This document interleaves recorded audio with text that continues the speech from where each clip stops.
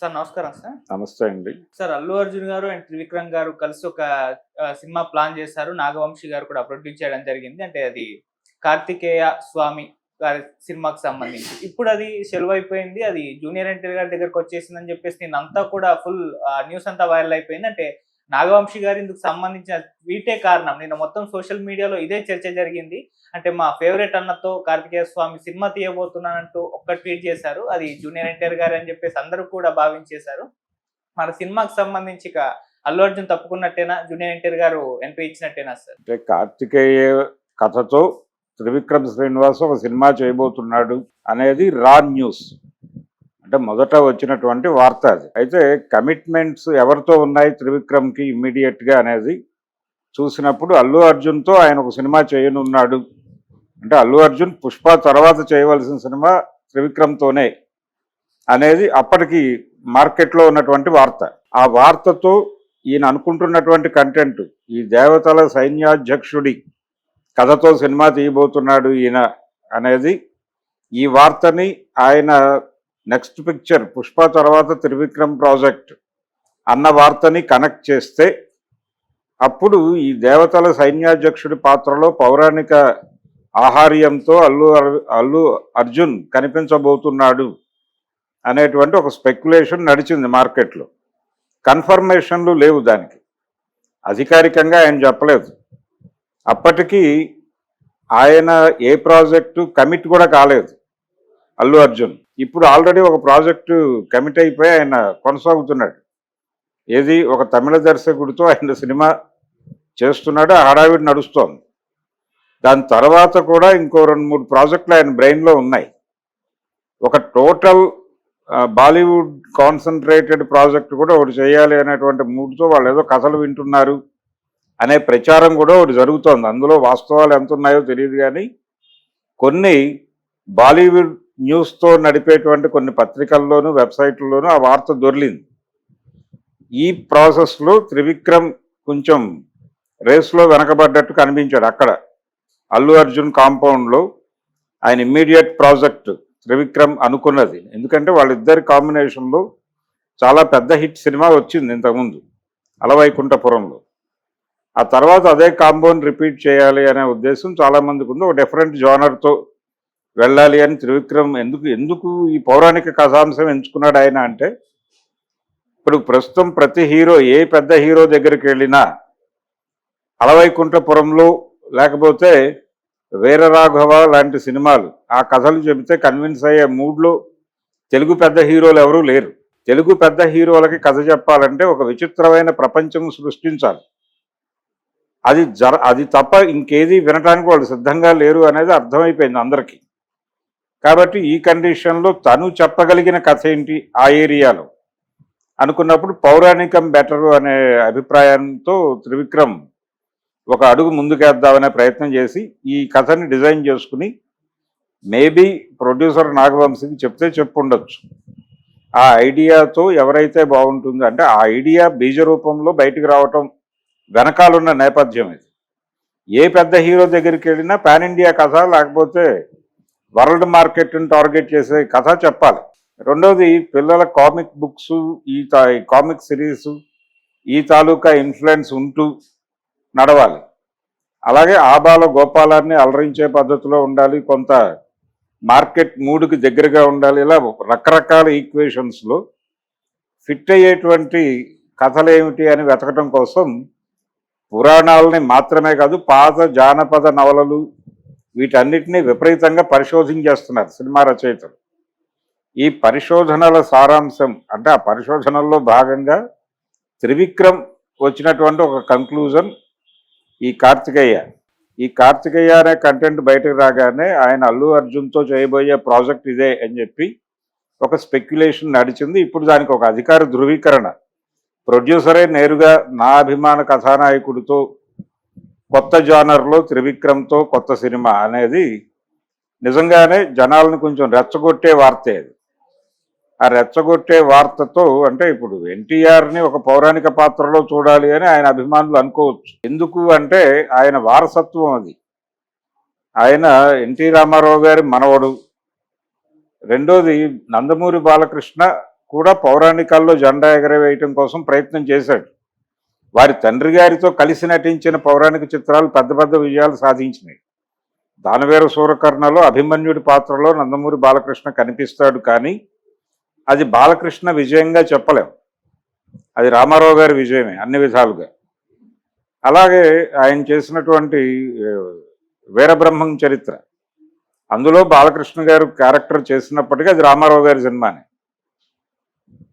పూర్తి స్థాయిలో సోలోగా తన పెర్ఫార్మెన్స్ మీద తన మీద డిపెండ్ అయి నడిచేటువంటి పౌరాణిక కథ చేయలేకపోయాను, విజయవంతమైన పౌరాణిక చిత్రం చేయలేకపోయాను అనేటువంటి ఒక పెయిన్ ఉంది ఆయన. శ్రీరామరాజ్యం అనేది మంచి టాక్ వచ్చింది కానీ, పాజిటివ్ టాక్ వచ్చింది కానీ భారీ విజయం సాధించలేదు ఆ సినిమా. దానికి ఉండే అనేక లిమిటేషన్స్ ఉన్నాయి. ఆ సబ్జెక్టుకి కాదు, ఆ టైంకి, ఆ దర్శకుడికి, అవగాహనకి. అలాగే కంపారిజన్ వచ్చింది, లవకుశ సినిమాతో కంపారిజన్ రావటం, ఇవన్నీ కలిసి ఆ సినిమాని పూర్తి స్థాయి విజయవంతమైన సినిమాగా నిలబెట్టలేకపోయాయి. కాకపోతే బెటర్ సినిమా. అంతకుముందు బాలకృష్ణ గారు చేసినటువంటి 2-3 ప్రయోగాల కంటే ఇది బెటర్ సినిమా. ఆయనతో సోలోగా కృష్ణార్జున్ విజయం అనే పేరుతో సంగీతం శ్రీనివాసరావు గారి డైరెక్షన్లో విజయ వారు ఒక సినిమా నిర్మించారు. బాలకృష్ణ డ్యూయల్ రోల్ చేశాడు అందులో. భైరవ ద్వీపం తర్వాత వచ్చింది ఆ సినిమా. అది రకరకాల కన్ఫ్యూజన్స్ మధ్య నడిచింది ఆ స్క్రీన్ ప్లే. దాంతో ఆడియన్స్ ప్రాపర్గా కనెక్ట్ కాలేదు ఆ సినిమాకి, డిజాస్టర్ అయింది.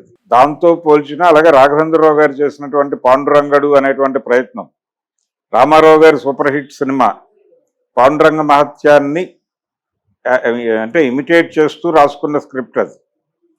అది కూడా కంపారిజన్ రావటం వలన దెబ్బతింది. అంటే లవకుశకి శ్రీరామరాజ్యానికి ఎలాగైతే ఒక కంపారిజన్ వచ్చి ఆ సినిమా ఇబ్బంది పడిందో, అలాంటి కంపారిజనే రాఘవేంద్రరావు గారు బాలకృష్ణతో చేసినటువంటి ఈ పాండురంగడి కథకి, పాండురంగ మహత్యానికి మధ్య కంపారిజన్ వచ్చి ఆ సినిమా కూడా ఆశించిన ఫలితాన్ని సాధించలేదు. అందుకని బాలకృష్ణకి సోలోగా ప్రాపర్ హిట్ పడలేదు పౌరాణికాల్లో అనేది అందరికీ తెలిసిన విషయమే. ఆయన ఇప్పటికీ వెయిట్ చేస్తున్నాడు. తనే స్వీయ దర్శకత్వంలో నర్తనశాల తీయాలని ఒక ప్రయత్నం చేశాడు, అది వర్కౌట్ అవ్వాల. ఇప్పటికీ ఆయనకుంది ఆ కోరిక, ఒక ప్రాపర్ సక్సెస్ఫుల్ పౌరాణిక చిత్రం చేయాలనే కోరిక ఉంది. అయితే ఇప్పుడు ఎన్టీఆర్ ముందుకి అవకాశం వచ్చినప్పుడు డెఫినెట్గా అంటే వాళ్ళని ఆ క్యారెక్టర్లో చూడటానికి కొంత ఉత్సాహం ప్రదర్శిస్తారు ఆ అభిమానులు, నందమూరి వంశాభిమానులు. అలాగే విడిగా ఎన్టీఆర్కు ఉన్నటువంటి ఫ్యాన్స్, ఇదంతా కూడా ఒక డేటాబేస్. అతనితో దానవీర సూరకర్ణ రీమేక్ చేయాలి లాంటి ఐడియాలు ఒకప్పుడు వినాయక్ లాంటి వాళ్ళు మాట్లాడారు. అలాగే మహాభారతం నేను తీస్తే అందులో కీలక పాత్ర ఎన్టీఆర్ది అని ఆయన రాజమౌళి గారు అడపాదడపా ఇచ్చినటువంటి హింట్స్. ఈ నేపథ్యంలో ఇప్పుడు వేగంగా ఒక పౌరాణిక చిత్రం రాబోతోంది. అందులో దేవతల సైన్యాధ్యక్షుడిగా ఎన్టీఆర్ కనిపించబోతున్నాడు, దీనిలో రకరకాల అంశాలు ఉంటాయి అనేది ఇప్పుడు ఈ అభిమానులు కొంచెం ఉత్సాహం కలిగించే వార్తే.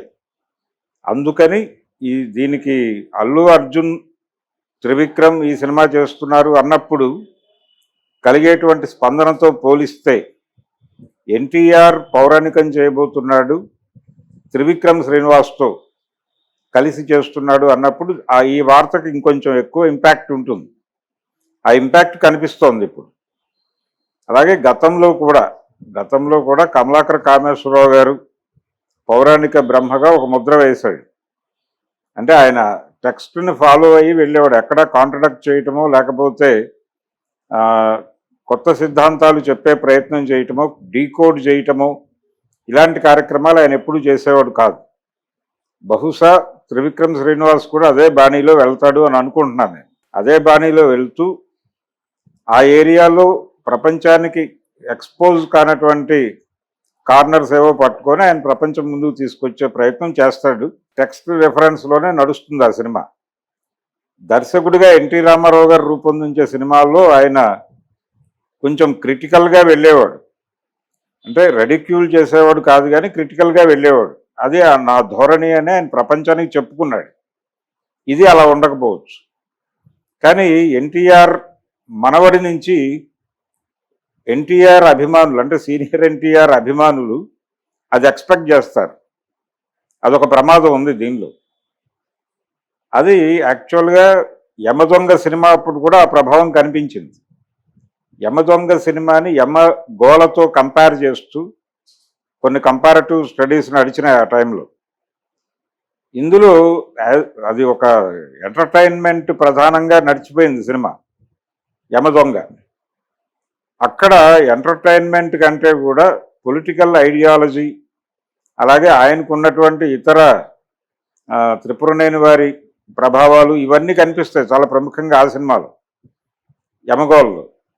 ఆ సినిమా సక్సెస్కి కూడా అదే కారణం.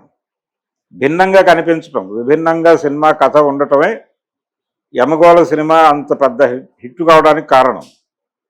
అది ఇందులో కూడా ఎక్స్పెక్ట్ చేశారు, యమదొంగలో కూడా.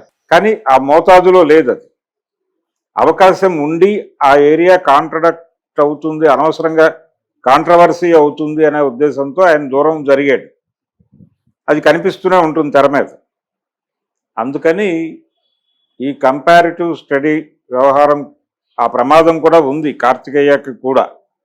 అందుకని రామారావు గారు టచ్ చేయనటువంటి ఏరియా ఎన్నుకున్నాడు త్రివిక్రమ్. ఆయన ఎంటర్ కాని ఏరియాలోకి వెళ్ళి ఈ కథను ఎంపిక చేసుకోవడం వెనకాల ఆయన వ్యూహం అదే, కంపారిజన్ రాకుండా ఉండాలి అని. ఆ కంపారిజన్ లేకుండా జూనియర్ ఎన్టీఆర్తో ఈ కంటెంట్ తీస్తే విజయానికి ఎక్కువ అవకాశాలు ఉంటాయి. సో వర్కౌట్ అయ్యే ప్రాజెక్టే ఇది. వర్కౌట్ అయ్యే ప్రాజెక్టు, ఆయనకు వారసత్వాన్ని నిలబెట్టినటువంటి తృప్తి మిగులుతుంది ఎన్టీఆర్కి. ఎన్టీఆర్ మనవడిగా ఎన్టీఆర్ చేసినటువంటి ఒక పవర్ఫుల్, పౌరాణికంగా దానికి ఒక చరిత్ర ఉంటుంది. అలాగే తను చేయగలడు, సమర్థుడు అని ఆల్రెడీ తను ప్రూవ్ చేసుకున్నాడు ఆ సినిమాలో. యమదొంగలో యముడి గెటప్లో అతని ఆహార్యము, అతని నడక, డిక్షను ఇవన్నీ ప్రపంచం బాగానే గమనించింది. సో కొంచెం బెటర్గానే నడుస్తుంది. అంటే క్యారెక్టరు, ఆ భాష, దాన్ని వంట పట్టించుకోవడంలో అతను కొంత కసరత్తు చేస్తాడు అనేది మనకు అదుర్సు సినిమా నుంచి అర్థమవుతుంది. సో ఎన్టీఆర్కి ఇది డెఫినెట్గా ఒక మంచి భిన్నమైనటువంటి సబ్జెక్ట్ అవుతుంది. కాబట్టి త్రివిక్రమ్ కొంచెం బాధ్యతగా హ్యాండిల్ చేసే అవకాశం ఉంది. ఎందుకంటే తన్ని తాను పాన్ ఇండియా మార్కెట్కి ప్రమోట్ చేసుకోవడానికి దొరికిన అవకాశంగా చూస్తున్నాడు ఆయన. అందుకని ఆయన కసరత్తు డెఫినెట్గా బెటర్గా ఉంటుంది. ఎన్టీఆర్కి already pan India market create అయి ఉంది కాబట్టి దాని మీద కొంత ఈ పౌరాణిక ఇన్ఫ్లుయెన్స్ నడిస్తే డెఫినెట్గా జాతీయ స్థాయి మార్కెట్ని క్యాప్చర్ చేయడం ఈజీగా ఉంటుంది అనేది ఆ ఐడియాలజీలో నుంచి పుట్టినటువంటి ప్రయోగం ఇది. ఇది వర్కౌట్ అయ్యే ప్రయోగంగానే కనిపిస్తోంది ఇప్పటికి. చూడాలి ఏం జరుగుతుంది అనేది. ఫైనల్గా ప్రోడక్ట్ అంటే పూర్తి స్థాయి ప్రకటన వచ్చాక మళ్ళీ మాట్లాడుకుందాం. Right sir, thank you so much. Thank you.